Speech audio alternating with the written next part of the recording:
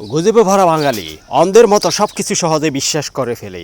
এই যেমন গাছে কথা বলছে, দিচ্ছে নানান প্রতিশ্রুতি, দিচ্ছে সমাধান। একজন জিজ্ঞেস করলো, আপনি বাবা না মা? আমি বিপদে আছি, আমারে সাহায্য করুন। ঘটনাটি ঘটেছে গোপালগঞ্জের মকসুদপুর উপজেলার গজিয়া গ্রামের সৌদি প্রবাসী সুবর মিয়ার বাগানে। কিছুদিন পূর্বে কিছু শিশু বাচ্চা খেলা করতে করতে বাগানে গেল গাছ কাটার জন্য। তাদের মধ্য থেকে একজন যখনই গাছ কাটলো, সে সময় নাকি গাছে কথা বলে উঠল। গাছ বলে উঠল, আমাকে কাটিস না, আমাকে মারিস না, আমার খুব কষ্ট হয়। প্রথম শিশুটি বাকি সহপাঠীদেরকেও জানালো এই বিষয়টি। এরপর বাকি শিশুরা শুনে জানালো সবাইকে। এভাবে শিশুর কথা থেকে ছড়িয়ে পড়ে আশেপাশের এলাকাগুলোতে। একটা পর্যায়ে কৌতূহলবশত ছোট বড় সব বয়সের মানুষগুলো আসে গাছের কথা শুনতে। সবাই গাছে কান লাগিয়ে শোনার চেষ্টা করে। সর্বশেষ পরিস্থিতি অনুযায়ী মাদারীপুর, বরিশাল, ঢাকা থেকে বিভিন্ন স্থান থেকে দূর দূরান্ত থেকে লোকজন আসছে গাছের সাথে কথা বলতে। সুবর মিয়ার বাগানে একজন বলল, আমি সালাম দিলাম, দেখি সালামে জবাব দেয়। আমি আশ্চর্য হয়ে গেলাম, কি ঘটনা? অন্য আরেকজন বলল, আমি সালাম দিলাম, শুনি বাচ্চাদের কান্নার আওয়াজ।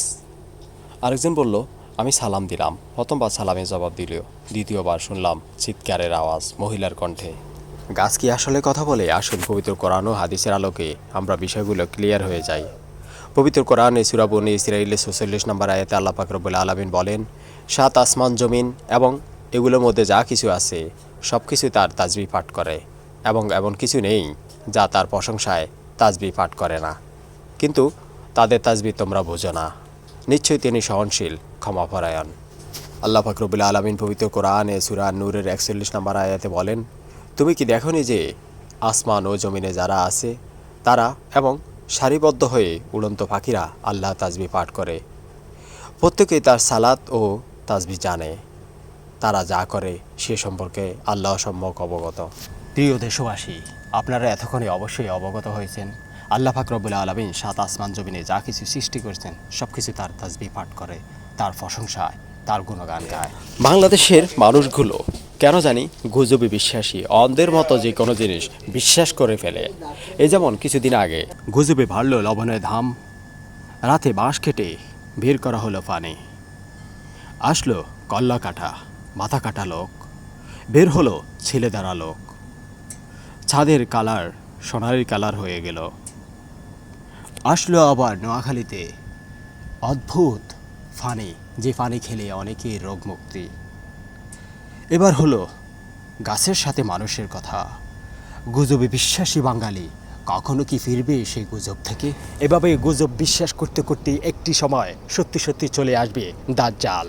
জাতি সত্য মিথ্যা যাচাই ছাড়া বিবেক বুদ্ধিকে কাজে না লাগিয়ে অন্ধভক্তের মতো গুজবকে প্রশ্রয় দেয়। হৃদয়ে বিশ্বাস জন্মে সে জাতি দাজ্জালকে বিশ্বাস করবে না, সেকেন্ডের মধ্যেই তার কি নিশ্চয়তা আছে?